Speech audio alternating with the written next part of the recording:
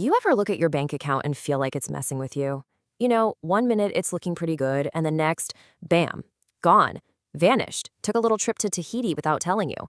Look, if that sounds familiar, trust me, you are so not alone. Yeah, it's super frustrating, isn't it? You feel like you're putting in the hours, you're doing everything right, but money just, I don't know, it seems to actively hate you, like it's allergic to your wallet. But here's the thing. Today, we are going to flip that whole idea on its head. All right, so let's get right into it. The big idea we're digging into today is, honestly, it's a game changer. Money isn't emotional. Get this. It's not good, it's not evil, and it absolutely positively does not hate you. Think of it like a hammer. It's just a tool. It's a totally neutral force that just, well, it responds to how you use it. And to really make this click, we're going to use an analogy that pretty much everyone gets. A game we've all played, probably on some rainy afternoon, right? Monopoly. Yeah, Monopoly. Because, when you strip away all the drama and the stress, that's what our financial lives are. A game. A game with very clear rules. Okay, so in this big game of life and money, you've basically got two kinds of players. First up, there's player A. We'll call him the impulsive spender. You know the type, all about that instant gratification. Then you've got player B, the strategic builder. This player is playing chess, while everyone else is playing checkers, always thinking a few moves ahead. So let's break down how each one plays the game. All right, let's start with player A's strategy, or, what I like to call the how to guarantee you stay broke playbook. And look, this approach is super, super common, but the problem is it's a losing strategy almost every single time.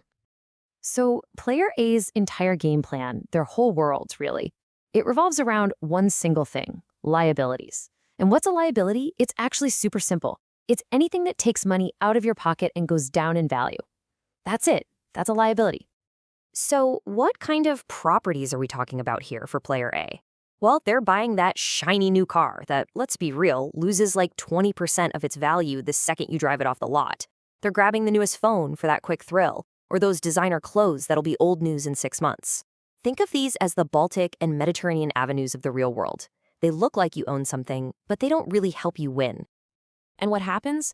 Well, it's painfully predictable. Their cash just vanishes.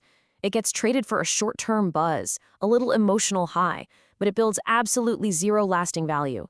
Player A is constantly living paycheck to paycheck, basically just hoping they land on free parking to get a little cash boost, just so they can stay in the game a little longer.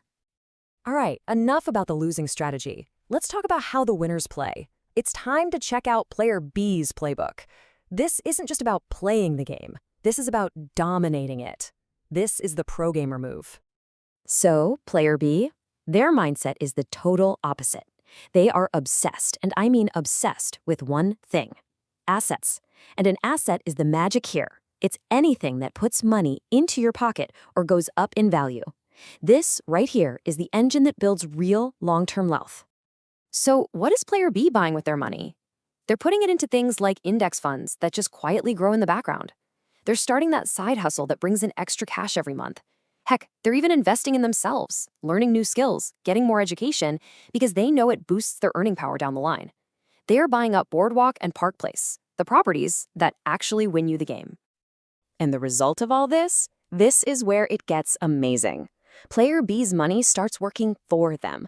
It's like their assets become this little army of employees, working around the clock 24/7, making more money. They've literally built a money-making machine. And hey, just a quick pause. If you're liking these financial cheat codes and you want to keep leveling up your own money game, now would be a fantastic time to hit that subscribe button for Finance with Lennox Hart. We drop strategies just like this one every single week. Okay, let's bring this all together. So how do you know which player you've been acting like? It's actually really simple. You just have to look at the scoreboard. And in this game, your bank account is the scoreboard. It's not judging you, it's not emotional, it's just keeping score. There's a great line that says it all. The scoreboard doesn't lie. And it's so true. It's just a totally objective, unemotional record of every financial move you've made. It's just a simple count. Assets on one side, liabilities on the other. So that number you see in your bank account, whether it makes you happy or makes you want to cringe, it's just a reflection of how you've been playing the game. It isn't about luck. It's not fate. It is the direct result of your strategy up until this very moment. And that brings us to the real question, the most important one. Forget about all the past moves. Starting today, right now, how do you want to play the game? Are you going to keep playing like player A, or are you ready to switch things up and start playing like player B? Because guess what? The choice is 100% yours. Hey, if this explainer helped you see the board a little more clearly, do me a huge favor and hit that like button. Make sure you're subscribed if you haven't already. And I want to know, drop a comment below and tell me one asset you're going to focus on getting. Thanks so much for hanging out, and I'll catch you in the next one.